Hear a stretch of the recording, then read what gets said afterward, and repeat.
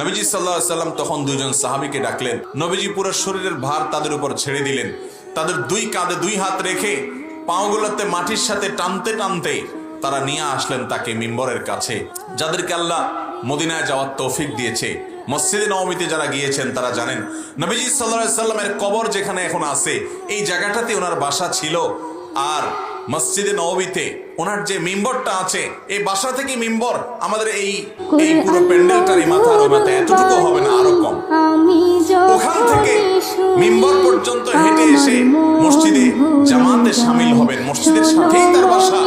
তিনি সেখান থেকে ভিতর দিয়ে হেঁটে দরজা আছে এই পর্যন্ত এসে যে নামাজ পড়বেন এই শক্তি তার শরীরে ছিল না। নবীজি সাল্লাল্লাহু আলাইহি সাল্লাম তখন দুজন সাহাবীকে ডাকলেন, আলী এবং আব্বাস রাদিয়াল্লাহু তাআলা আনহুমা। এই দুজনকে ডেকে বললেন কাছে আসো। তারপর দুই হাতটা তাদের কাঁধের উপর তুলে দিলেন। গোটা শরীর উঠানোর মতো ক্ষমতা তার ছিল না। নবীজি পুরো শরীরের ভার তাদের উপর ছেড়ে দিলেন। তাদের দুই কাঁধে দুই হাত রেখে পাগুলোতে মাটির সাথে টানতে টানতে তারা নিয়ে আসলেন তাকে মিম্বরের কাছে। নবীজি সাল্লাল্লাহু আলাইহি সাল্লাম ইমামতি করে নামাজ পড়ানোর মতো দাঁড়িয়ে সেই ক্ষমতা তার ছিল না। তিনি আবু বকরকে অনুরোধ করলেন আপনি ইমামতি করেন। আম্মা জান আয়েশা রাদিয়াল্লাহু তাআলা আনহা তিনি জানেন তার বাবা নরম দিলের মানুষ।